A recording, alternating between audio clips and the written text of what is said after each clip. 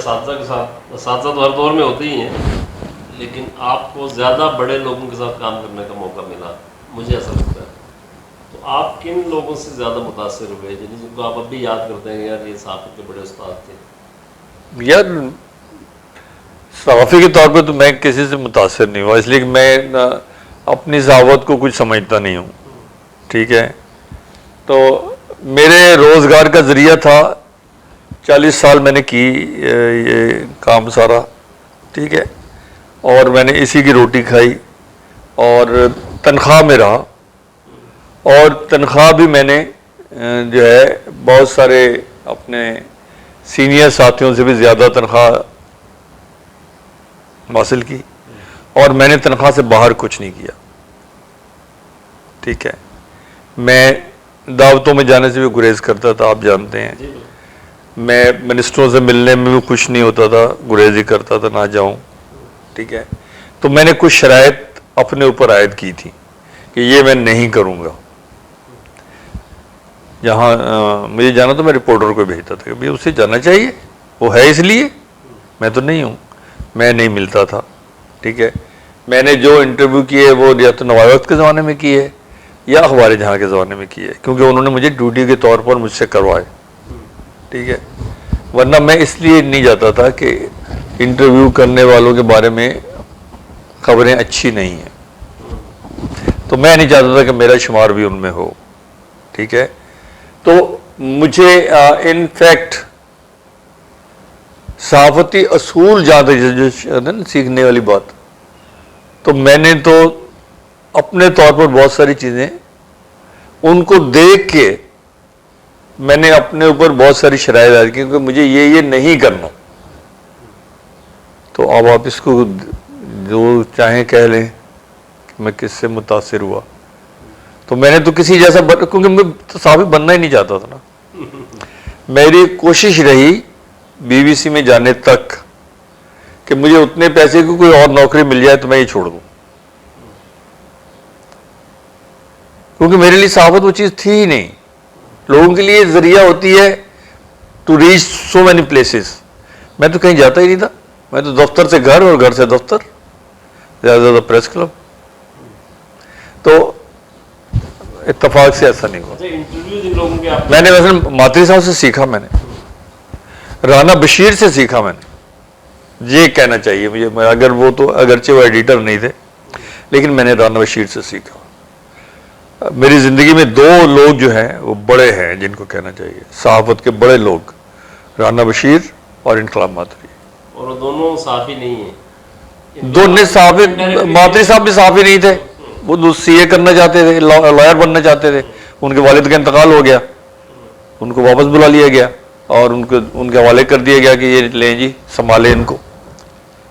وہ تو بھاگے یہاں سے اس لیے تھے کہ میں اخبار میں نہیں جاؤں گا تاکہ میں اپنے باپ کے سائے سے نکلوں. کیونکہ فخر ماتری صاحب جو ان کے والد تھے، he was a great journalist. اچھا، آپ نے ماشاء اللہ کا دور بھی دیکھا، ہم نے تو خیر یہ کہانیاں ہی سنی ہیں، اور وہ میرے خیال 11 سال آپ نے تو پریکٹیکل جرنلزم میں تھے. اسی دوران آپ کا ناول بھی آیا جو چیخ. دیکھیے بھائی، میں رہا ہوں صداقت میں. اچھا، صداقت کا وہ پیریڈ جس میں میں نیوز ایڈیٹر رہا، وہ پی این اے کا اور پھر ضیاء الحق کا پیریڈ ہے. ضیاء الحق نے صداقت اخبار کو بند کیا تھا. ٹھیک ہے، میں اس کا نیوز ایڈیٹر تھا. صداقت اخبار کی سکسیس کی سٹوری یہ ہے کہ آخر میں وہ اخبار 10 روپے تک کا بکتا تھا بلیک میں. جو لوگ لے جاتے تھے وہ ایک دوسرے کو بیچ دیتا تھا، دوسرا تیسرے کو بیچتا تھا، تیسرا چوتھے کو بیچتا تھا، اور 10 روپے تک وہ ایک یونٹ کی مشین تھی، اس پہ چھپتا تھا وہ. ٹھیک ہے، اور کوئی دن نہیں جاتا تھا کہ بھٹو صاحب جو تھے اس کو نوٹس نہیں دیتے تھے. اور ہم نے اس کو پی این اے کی آواز بنایا. جس دن ضیاء الحق نے بھٹو صاحب کا تختہ الٹا تو اب میں رانا بشیر صاحب کی آنکھ بڑھائی آپ کو تھا. تو میں گھر سے گیا، یہ پی پی آئی بلڈنگ جو تھی نا، اس میں تھا دفتر ہوتا تھا. وہ مغرب کی نماز پڑھ کے آئے تھے اور بس اسی وقت اللہ کی تقریر ریپیٹ ہونے لگی تھی، تو میں بیٹھا سن رہا تھا کیونکہ مجھے کرنا تھا وہ سارا، اور وسائل ہمارے پاس زیادہ نہیں ہوتے تھے. تو اب وہ میرے ساتھ بیٹھے ہوئے کرسی پہ، دونوں پاؤں اوپر رکھ کے اور تسبیح ہاتھ میں لے کے تسبیح پڑھ رہے ہیں اور کرے میں نے کہا رانا صاحب مجھے کام کرنا ہے، مجھے یہ سب سننے دیں آرام سے، آپ بعد میں کہہ لیجیے کہ جو کچھ کہنا ہے. اور کہہ لیں نہیں انور صاحب یہ تو بندہ ہی پاکستانی نہیں ہے، اے کوئی ساڈا جرنل گیا ہے تے امریکیاں نے بدلی کر کے بندہ بھیجتا ہے. کہنے جی اکھاں دیکھو، اور نہیں جی نہیں انہاں دی مخالفت کرو، انہاں دی مخالفت. پٹو نال ساڈی لڑائی، سن لو جی گل سن لو تسی، پٹو نال ساڈی لڑائی سیاسی لڑائی سی. یہ فوجی کیوں آ گئے بچ؟ انہاں دی مخالفت کرو جی، اسی انہاں دی حمایت نہیں کرنی، اسی پٹو دی حمایت کریں، ایک اور دریا کا سامنا تھا، اسی پٹو دی حمایت کریں. اور جناب اس دن سے جو اخبار کل تک پی این اے کا نمائندہ تھا وہ دوسرے دن سے پیپلز پارٹی کا نمائندہ ہو گیا. پھر پیپلز پارٹی کے حامی بھی پیچھے رہ گئے، اور پھر جناب ضیاء الحق نے رانا بشیر کو جیل میں ڈالا، دفتر بند کیا، پھر پتہ نہیں چلا کہ رانا بشیر کہاں گیا. ابھی کوئی جانتا ہے رانا بشیر کے بارے میں؟ آپ نے سنا کبھی نام؟ اس جیسا اخبار کوئی آپ نے تاریخ نہیں، ذکر نہیں آتا کہیں. نہیں آتا. یہ آلٹرنیٹ میڈیا پہ ہمارے توصیف صاحب نے کتاب لکھی ہے، اس میں ذکر تک نہیں ہے. حالانکہ کوئی تاریخ صداقت کے بغیر مکمل نہیں ہو سکتی کہ ایک اخبار جو ایک دن تک سٹنگ گورنمنٹ کی مخالفت کر رہا ہو، وہ اس کے فال کے بعد سیکنڈ ڈے اس کی حمایت کرنے لگے، فال کے بعد. اس لیے کہ military has no role in politics. اس بنیاد پہ تو کون بڑا صحافی ہوا بھائی؟ یہ میڈیا والے، یہ سارے بڑے ایڈیٹر، یہ شٹ، شرم آتی ہے ان کو صحافی کہتے ہوئے. اچھا اس وقت آپ کو براہ راست یا بالواسطہ طور پر کس قسم کے پریشرز کا سامنا ہوتا تھا ماشاء اللہ؟ بھائی میں بتاؤں کہ رانا بشیر کے ہوتے ہوئے اس کو روز نوٹس آتا تھا، کہتا تھا وہ صدیقی صاحب ہوتے تھے کیشیئر اور سالٹ آف مینیجر، کہتے لا دو جی فائل ہی. اچھا کوئی اہمیت نہیں دیتے؟ رانگڑ تھے، کاٹن کی ایکسپورٹ کا کاروبار کرتے تھے، تو کہتے ٹھیک ہے ساڈے کو ہے ہی کوئی نہیں دینے کی نے کی کرن گے، بند کر دیں.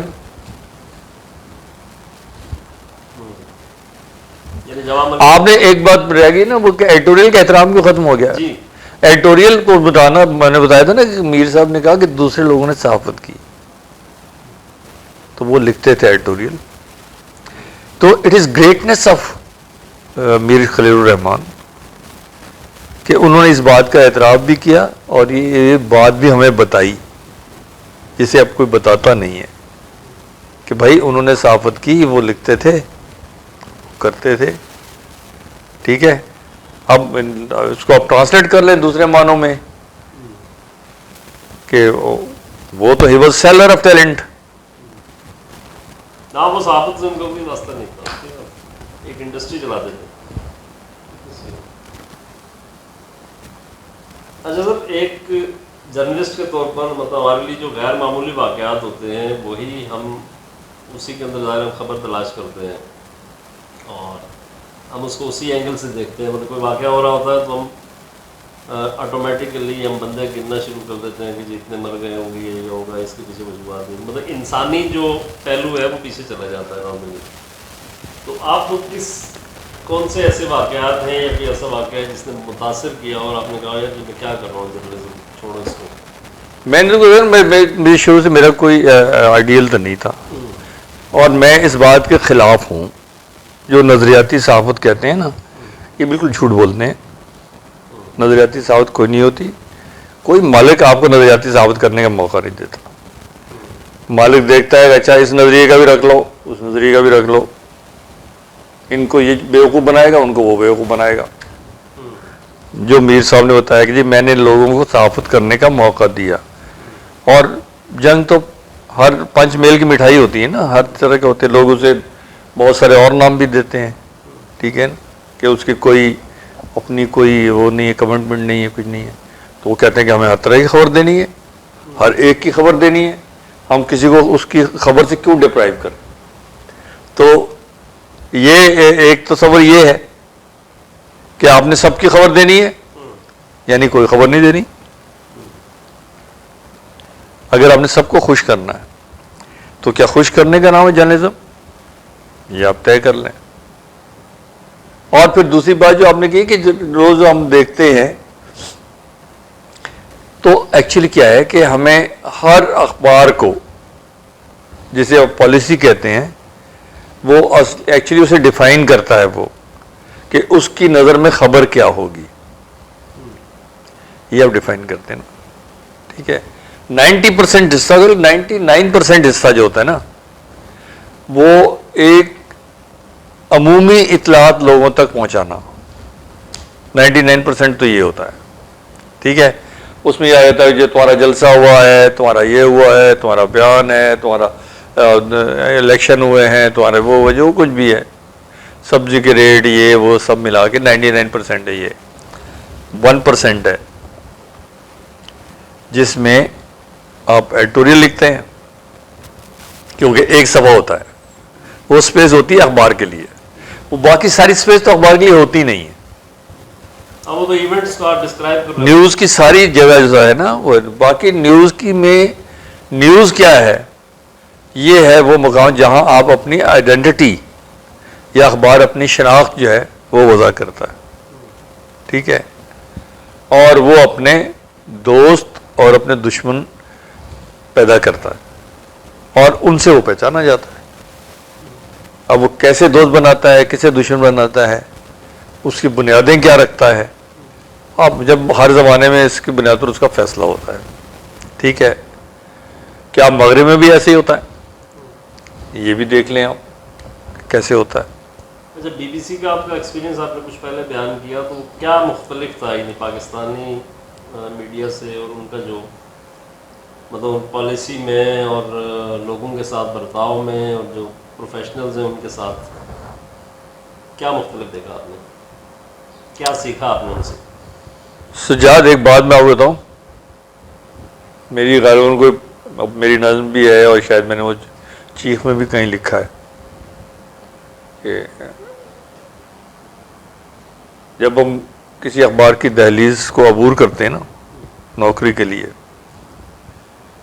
तो अब आपने भी इतने अखबारों में काम किया, तो कोई आपको ये नहीं बताता कि देखो भाई ये पॉलिसी होगी, ये करना है, ये नहीं करना है, कोई नहीं बताता। यानी डूज एंड डोंट्स ये कोई अखबार नहीं बताता, ठीक है। इसी तरह जब हम बीबीसी में गए तो वहाँ एक पहले महीने में ट्रेनिंग होती है, उस ट्रेनिंग के दौरान सारे बड़े आते हैं और वो आके लेक्चर देते हैं, उसमें पॉलिसी के एडवाइज़र भी आते हैं, कंसल्टेंट भी आते हैं। तो मैंने उनसे पूछा, दूसरों के बरखिलाफ, मुझे तो इस तरह की वो थोड़ी सी वो एक मेरा इशू था, सवाल करने का कि जानना चाहता था मैं। तो मैंने उनसे कहा जी सीधा सीधा बताएं कि आप हमसे क्या कराना चाहते हैं। कहने लगे कुछ नहीं, हम सारी दुनिया में आज़ादी, इजहार और ये। मैंने कहा जी बिल्कुल, ये तो है सामने, ये फ्रंट टाइटल है, लेकिन मुझे ये बताएं कि जो आदमी पैसे दे रहा है हमें, जो आदमी बीबीसी को फंड करता है, वो क्या ऑब्जेक्टिव देता है वो बता दीजिए, बाकी हम खुद समझ जाएंगे। उन्होंने कहने लगे कोई ऑब्जेक्टिव नहीं है, हम सारी दुनिया में इजहार की आज़ादी को फ़रोग़ देना चाहते हैं। अब मैं आपसे पूछता हूँ कि क्या आपको ये बात यकीन, काबिल यकीन लगाती रहती है? करते तो हैं वो ये जनाब, ये सारे ज़राए अबलाग दुनिया भर में جو انٹرنیشنل یہ یہ ڈیٹا اکٹھی کرتی ہیں، یہ آزادانہ اطلاعات کا ایک نظام وضع کرتی ہے تاکہ یہ ترقی پذیر اور پسماندہ ممالک جو اطلاعات چھپاتے ہیں، جو اپنی ترقی کی رفتار، اپنی پیداوار، اپنی دوسری چیزوں کو چھپاتے ہیں اور حقیقی اعداد و شمار نہیں بتاتے اور حقیقی صورتحال پتہ نہیں چلنے دیتے، اس کے بارے میں ان کی بتائی ہوئی بات اور آزاد ذرائع سے حاصل کی ہوئی اطلاعات کو جمع کر کے ملا کے اس گیپ میں ریئلٹی کو تلاش کیا جا سکے تاکہ پالیسی بنانے میں کوئی غلطی نہ ہو۔ آگے سمجھ میں آپ بات یہ ہے، اس کے لیے پیسہ خرچ کرتے ہیں، بی بی سی پر بھی، وائس آف امریکہ پر بھی، ڈاجے ولیج پر بھی، اور دنیا بھر کے جتنے ریڈیو ہیں سارے وہ یہ کام کرتے ہیں، اپنے نمائندے کو پیسے دے کے، اپنے فنڈ خرچ کر کے اصل خبر حقیقی لوگ کہتے ہیں کہ یار بی بی سی سچ بولتا ہے، کہتے ہیں نا، ظاہر ہے اس کو آزاد میڈیا سمجھ رہے ہوتے ہیں نا، تو وہ اس کا کوئی انٹرسٹ نہیں ہے نا یہاں، اس کا انٹرسٹ لوکل انٹرسٹ سے ٹکرا ہی نہیں رہا، اس نے تو تنخواہ لینی ہے، نام بنانا ہے، بھائی جو بات جیسی نظر آ رہی بتا دو، لوکل والا بتائے گا تو اس کو تو تھانے دار بھی آ کے جوتیاں مار دے گا، نہیں مارتے، نمائندوں کو مارتے ہیں نا، ٹھیک ہے، وڈیرا بھی مارتا ہے، یہ خبر دینی ہے یہ نہیں دینی ہے، اس کے تو ڈوز اینڈ ڈونٹ وہاں وضع ہو رہے ہیں اسپاٹ پہ،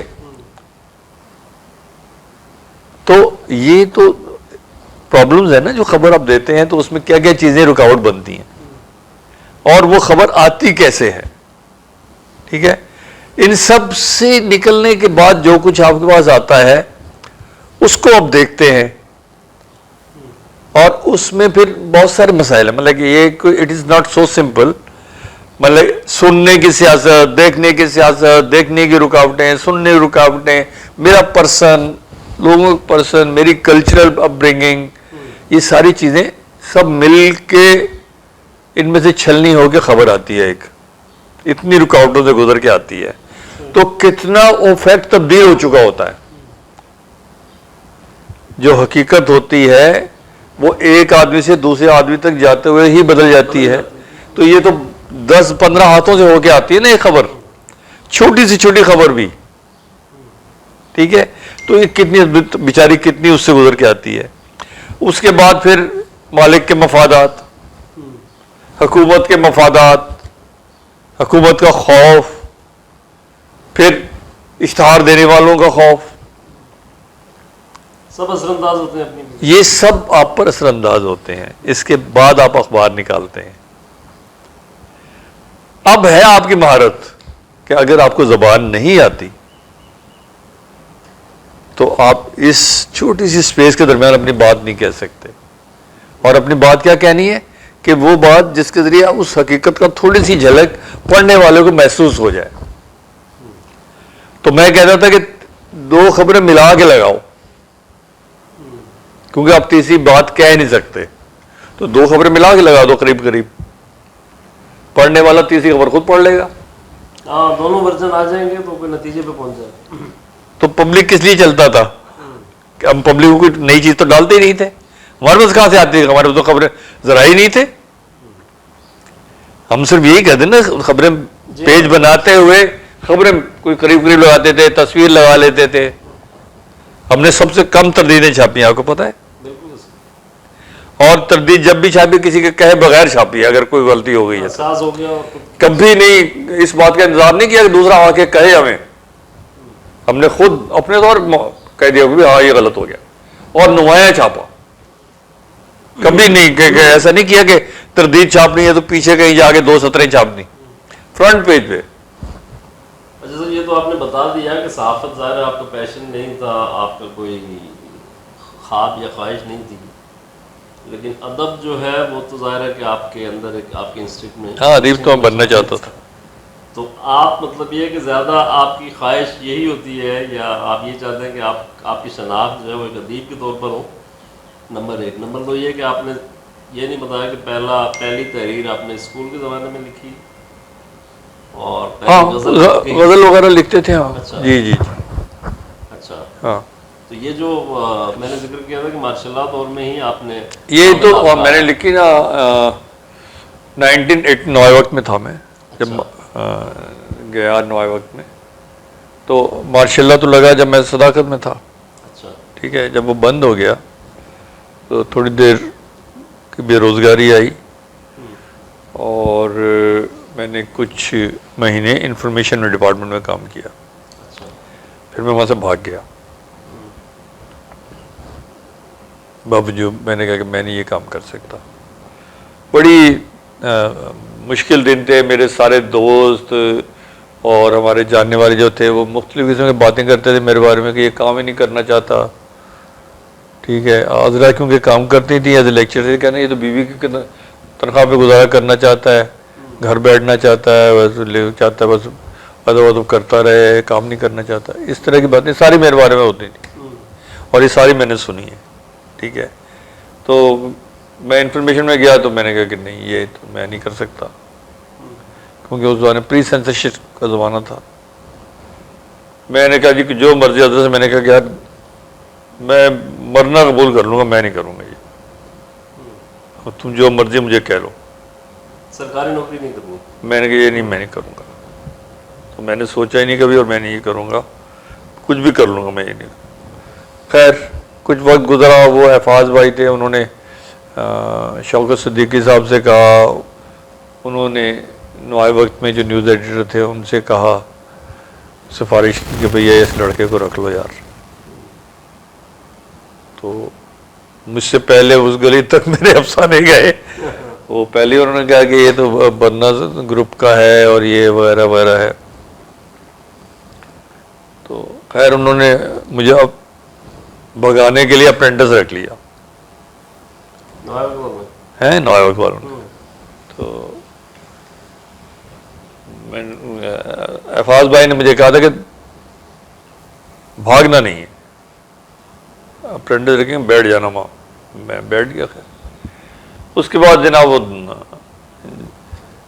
ابھی شروع نہیں ہوا تھا تو کوئی ایک چیز تھی وہ ترجمہ کرنے کے لیے اپنے وہ ڈپٹی ایڈیٹر صاحب تھے, جنگ سے آئے تھے, جنگ ایڈیٹر ہوتے تھے, انہوں نے دی تو میں ہی بیٹھا ہوا تھا ڈیسک پہ, انہوں نے مجھے پکڑا دی, او بھائی ذرا یہ ترجمہ کر دو. میں نے کہا اچھا جی. میں نے کر دیا ترجمہ کر کے میں نے ان کو دے دی. تو ابھی کیونکہ نئے نئے تھے, جانتے کوئی نہیں تھا, تو انہوں نے واصل بھی ساتھ لگا کے دے دی ان کو. تو تھوڑی بات اس کے بعد تھوڑی دیر بعد آئے, او یہ ترجمہ تم نے کیا تھا؟ میں نے کہا جی. ادھر آؤ. کیا ہو تم؟ میں انور سنگھ آیا ہوں. نے کیا ہو؟ نہیں نہیں کیا ہو تم؟ سب ایڈیٹر ہو کیا ہو؟ میں نے کہا جی اپرینٹس. کس نے رکھا تمہیں اپرینٹس؟ اب میں نے کہا کوئی غلطی ہو گئی. تو وہ لے گئے مجھے پکڑ کے, وہ ایڈیٹر صاحب جو تھے ان کے پاس, یار یہ منڈا اتنا تھوڑا ترجمہ کرتا ہے, انہوں اپرینٹس کیوں رکھا ہے؟ یہ کس نے کہا؟ یہ وہ تھے ایک سینئر تھے, ان کا نام بول رہا ہوں, جنگ سے آئے تھے, جنگ کے ایڈیٹر ہوتے تھے. اچھا. وہ آئے تھے نوائے وقت میں. ہمایوں عزیز تھے, ادیب تھے, ہمایوں ادیب ایڈیٹر آئے تھے, اور یہ تھے ڈپٹی ایڈیٹر ان کے. اچھا. تو انہوں نے ان سے کہا, انہوں نے کہا یہ سب ایڈیٹر کر دیتے ہیں.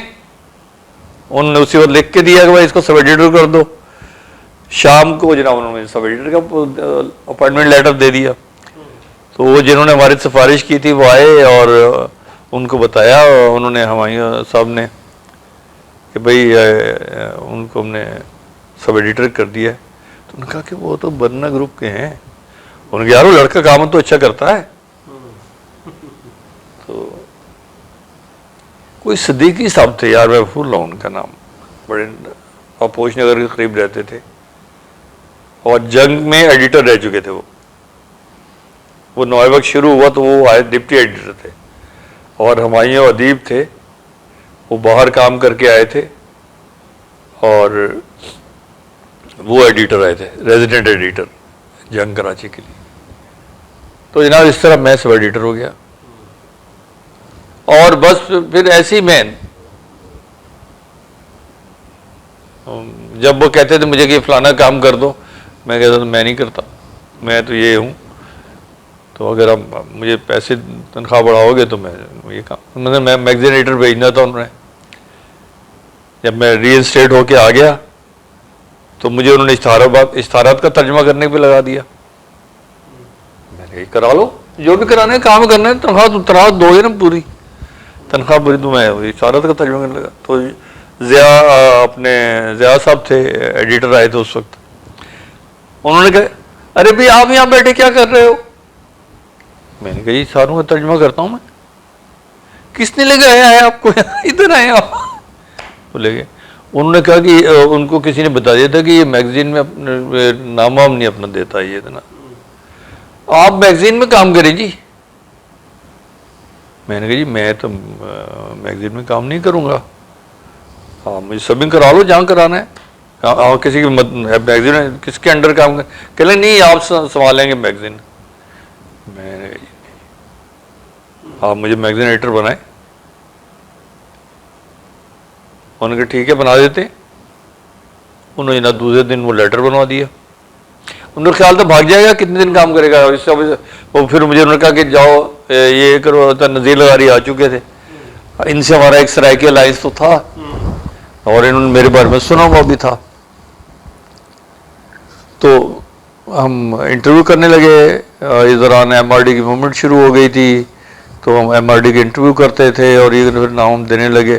میں فلمی سٹوریز لکھتا تھا, میں آرٹ پہ مضمون لکھتا تھا, میں ادب والے انٹرویو کر دیتا تھا, میں باقی پولیٹیکل مضمون نہیں لکھتا تھا تاکہ پالیسی سے تصادم نہ ہو میرا.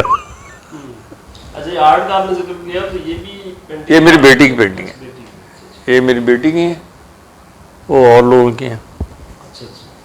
اچھا لاسٹ میں رقم بائنڈ کی طرف جائیں تو جو اپنا سوشل میڈیا نے جو بہت زیادہ ایک جو میری ذاتی رائے تو یہ ہے کہ ٹیلنٹ کو بہت زیادہ اس نے نمایاں کیا ہے, اور بہت سارے لوگوں کی اجارہ داری جو ہے وہ بھی اس سے کم ہوئی ہے, اگر ختم نہیں ہوئی تو. مطلب ہم یہ سوچتے تھے کہ یار یہ سکہ بند ادیب ہے, یہ شاعر ہے, یہ ہے, لیکن بہت سارے نئے لوگ ہیں جو سامنے آئے ہیں. تو آپ ایک تو یہ ہے کہ اس کو آپ کس طرح سے دیکھتے ہیں, دوسرا یہ ہے کہ کتاب جو ہے وہ اس سے لوگ دور ہو گئے اسی سوشل میڈیا کی وجہ سے, تو مطلب کتاب سے تعلق کس طرح قائم کیا جا سکتا ہے لوگوں کا؟ پہلی بات میں ایک چیز ہے کہ دیکھیے میں نے اپنا ناول لکھا تھا 1980 میں, نوائے وقت میں تھا, تو پری سینسرشپ تھی تو کوئی کتابت نہیں کرتا تھا اس کی, لے جاتے تھے پھر کہتے تھے انور صاحب مصیبت ہو جائے گی, میں ہم کسی اور سے کرا لیں. تو وہ 87 میں چھپا, یعنی 81 میں آپ نے لکھا, 80 میں لکھا, 80 میں 7 سال بعد, 7 سال بعد. اور الیاس شاکر نے چھاپا. الیاس شاکر نے کتابیں چھاپنے کا سلسلہ شروع کر دیا تھا, ٹھیک ہے, اس نے چھاپا اور اس نے پہلے سے لے کے کمپوزنگ کرا کے کاپیاں لگوا کے پرنٹ کروا کے رکھ دیا تھا, بائنڈنگ نہیں کرائی تھی. اس کی یہ خبر تھی کہ یہ سینسرشپ ختم ہونے والی ہے, پری سینسرشپ نا. اس سے پہلے ہمیں مسودہ دینا پڑتا تھا, پھر وہ مسودہ اپروو ہوتا تھا, پھر کتابت ہوتا تھا, پھر کاپیاں سائن ہوتی نہیں, پھر چھپتی نہیں. تو I have gone through that. لیکن اس ناول کے لیے اس نے چوری سے کاتب رکھے ہوئے تھے, انہوں نے کتابت کمپوز کر دی الگ الگ, ان سب نے چھاپا اور اس نے سب تیار کر کے رکھا. اور اس نے پھر جب جیسے ہی پریس اینڈ پبلیکیشن آرڈیننس ختم کیا جنیجو نے, ویسے ہی اس نے کہا کہ اب میں بائنڈنگ کراتا ہوں, آپ پریس کلب والوں سے کہیں کہ تقریب کا انتظام کریں. اور ہم نے تقریر کی اور بڑی زبردست تقریب ہوئی اور وہ تب چھپا. اور دوستوں نے مدد کی, کوئی زیادہ انہوں نے اس پر تبصرے وغیرہ نہیں کیے اور توجہ نہیں دلائی حکومت کی کہ اس میں ہے کیا. تقریب لیکن بہت زبردست ہوئی, اس میں سارے لوگوں نے بہت ساری باتیں کی اور اسے فرسٹ FIR اگینسٹ مارشاء اللہ کے طور پر ڈان نے اس ٹائٹل سے خبر چھاپی تھی. تو وہ تھا یہ, تو میں اس میں ہے بہت کچھ, میری جو بھی فیلنگ ہے ساری اس پورے اس کے بارے میں میرے جو بھی سوالات ہیں وہ سارے اس میں موجود ہیں. کتنے ایڈیشن آئے ہیں؟ اب چھٹا آ رہا ہے, چھٹا آ رہا ہے جو آ چکا ہے مارکیٹ میں, کچھ سے پہلے پانچواں آ چکا ہے, چھٹا ختم ہو رہا ہے, اب چھٹا چھپ رہا ہے. لیکن یہ اصل بات یہ ہے کہ ادیبوں نے تو اسے پڑھ کے نہیں دیا. وہ واحد ایسا ناول ہے جس کے بارے میں اب تک آج تک کچھ نہیں لکھا گیا. صرف ہیرلڈ میں ایک ریویو چھپا, وہ بھی شروع میں, آج سے فرق ہی نہیں کیا تھا, اور اس کے بعد اس کے بارے میں کوئی نہیں چھپا. اور اب ناصر عباس نیر نے ایک چھوٹا سا لکھا ہے. تو یہ ہے, میڈیا پہ تو کچھ لوگوں نے لکھا ہے, میں نے دیکھا ایسے چھوٹے موٹے لکھتے رہتے ہیں, بہت ساری بات. تو بات جہاں تک سوشل میڈیا کی ہے, یہ it's a new type of journalism, اور اس میں فرد کی آزادی کو تو یقیناً ایک موقع میسر آیا ہے, لیکن آزادی کیونکہ غیر مشروط نہیں ہو سکتی. آزادی کی بنیادی خوبی ہے کہ وہ ہمیشہ مشروط ہوتی ہے, اور جو مشروط نہیں ہے وہ آزادی نہیں ہے. ٹھیک ہے, وہ آپ کو, میں تو انارکی کے حق میں بھی ہوں کہ انارکی بھی بہت کچھ دیتی ہے آپ کو. شکست و ریگ جو ہے وہ بننے کے لیے لازمی ہوتی ہے, اسی طرح انارکی بھی سوسائٹی معاشرے کے لیے ضروری ہوتی ہے. ٹھیک ہے, لیکن آزادی جو ہے وہ غیر مشروط نہیں ہو سکتی, ہوتی بھی نہیں ہے. جو لوگ یہ کہتے ہیں وہ کبھی ذرا سا محنت کریں اور اس کو ڈیفائن کریں کہ غیر مشروط آزادی ہوتی کیا ہے. غیر مشروط آزادی کچھ نہیں ہوتی, لیکن آزادی ہمیشہ, میں نے جیسے کہا, مشروط ہوتی ہے. اس لیے میں کہتا ہوں تمام لوگوں سے کہ آزادی ہمیشہ دھکا مارنے کا نام ہے. آپ میڈیا میں کام کرتے ہیں نا, خبروں میں کام کرتے ہیں, تو حکومتیں مختلف ذرائع جو ہیں نا آپ پر دباؤ ڈالتے رہتے ہیں, آپ پر, تو آپ ہمیشہ پش کرتے رہتے ہیں, پش کرتے ہیں, تھوڑی سی جگہ بناتے ہیں, ایک خبر لکھتے ہیں, اس میں کوئی تھوڑی سی چیز, تھوڑی بات کہہ لیتے ہیں. ٹھیک ہے, جب وہ بات لوگ سننے لگتے ہیں تو پھر اس سے آپ اگلی بات شروع کرتے ہیں. جائز مزید پیدا ہو جاتی ہے. جھٹکے نہیں دینا چاہیے, آپ جھٹکے دے کے راستہ بند کر دیں گے. اگر آپ کا حقیقی مقصد یہی ہے کہ آپ کوئی تبدیلی لانا چاہتے ہیں, کسی تبدیلی کے لیے راہ ہموار کرنا چاہتے ہیں, تو آپ کو مشروط آزادی کو محسوس کرنا ہوگا, اور پھر اس کی قوت کو سامنے رکھتے ہوئے اس کو پش کرنا ہوگا. اور یہ ہمیشہ پش کرنے کا نام ہے. ہمیشہ آپ جیسے جیسے آپ پش کرتے جائیں گے, نئی پابندیاں سامنے آتی جائیں گی, اور یہ ایسے رستہ بنتا چلا جائے گا. ہر عہد میں اس عہد کے حساب سے آپ کو آزادی کی ڈیفینیشن بنانی پڑتی ہے. پچھلی بنائی ہوئی چیزیں جو ہوتی ہیں وہ کام نہیں آتی ہیں, کیونکہ جب لوگ نئے آتے ہیں ان کے تقاضے نئے آتے ہیں, تو ان تقاضوں سے ترتیب پاتی ہے آزادی. تو اسے کوئی بنی بنائی چیز نہیں سمجھنا چاہیے, اور کسی چیز سے کوئی چیز بگڑنے سے بھی کوئی چیز ختم نہیں ہوتی. دیکھیے نا, جو زبان ہم جب آئے تھے تو اس وقت جو لوگ جو میڈیا میں ہوتے تھے ان کو فارسی بھی آتی تھی. ٹھیک ہے نا, ہم سے پہلے والی جنریشن کو. ٹھیک ہے, ہم نے بھی پڑھی فارسی, ہمارے بعد والی جنریشن نے نہیں پڑھی, تو ہم نہیں پڑھتے. ٹھیک ہے, تو اب انگریزی کی طرف زیادہ جا رہے ہیں, لیکن انگریزی کی طرف تو آپ کے ملک کا ایک حصہ جا رہا ہے نا. تو دو آپ کا ملک, اصل میں اس میں دو لخت ہوا ہے. یہ جو دو ٹکڑے ہوتے ہیں نا ملک کے, مشرقی مغربی پاکستان دو ٹکڑے تھے ہی, آپ نے نہیں مانا, وہ چلے گئے. ٹھیک ہے نا, اور بہت ساری باتیں ہوئی, بدمزگی ہوئی, نہیں ہوتی تو اچھا ہوتا. ہمیں کنفیڈریشن اگر بن جاتا تو اس سے تو بہتر رہتا نا. وہ نہیں مانا, آپ نے آپریشن کر دیا اور 100 خرابیاں پیدا کر لیں, اور اتنے لوگ مار بھی دیے. انہوں نے مارے, آپ نے مارے, لوگ تو مرے. مرے تو اسی وجہ سے نا کہ آپ نے ایک بات نہیں مانی. اور آپ نے بات کیا نہیں مانی, آپ نے ایک وعدہ کیا, آپ نے اس پہ عمل کرنے سے انکار کر دیا. آپ نے ایک فرد ایک ووٹ کا اصول مانا.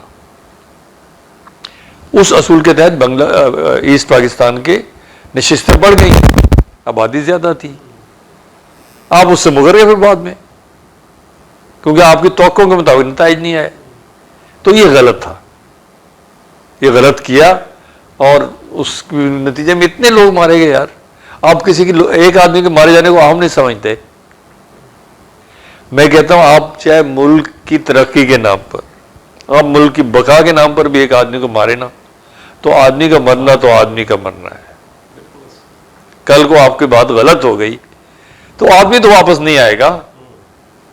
اور آپ کے ملک میں تو اتنی بڑی ناانصافی ہے کہ آپ لوگوں کو الزام کے تحت سزا دے دیتے ہیں اور پھر پتہ چلتا ہے الزام غلط تھا. 10 سال کی قید، 15 سال بیٹھا ہوا جیل میں، مقدمہ فیصلہ نہیں ہو رہا، آپ کیا دیتے ہیں اس کو؟ تو ناانصافیوں کے انبار ہیں، ان کے خلاف بات کرنی چاہیے. اور یہ جو ہے نا سوشل میڈیا، یہ ایکچولی ابھی ہماری کیونکہ اس میں ہم نئے ہیں، بالکل ہماری ثقافتی تربیت ہونی ہے. یہ سوشل میڈیا نا ہماری ثقافت میں ایک تبدیلی لا رہا ہے. یہ تبدیلی ایک دوسرے کو نئے طریقے سے برداشت کرنے کا نام ہے. ابھی ہم اس کے عادی نہیں ہیں. ابھی پہلے جب ہوتا ہے نا جیسے بارش ہوتی ہے تو پہلے گند پانی وغیرہ آتا ہے، اسی طرح یہ ابھی وہ چیزیں نکل رہی ہیں. پھر آہستہ آہستہ کلچر بنے گا، پھر چیزیں بیٹھیں گی، پھر صاف بارش بھی ہوگی، صاف ستھرا پانی بھی آئے گا، پھر اس کے فوائد بھی ملیں گے آپ کو. لیکن بات نہ کرنے کے مقابلے میں بات کرنے کا ماحول جو ہے وہ کم نقصان دہ ہوتا ہے. تھینک یو ویری مچ سر، بہت آپ سے سیکھنے کا موقع ملا. ایک بات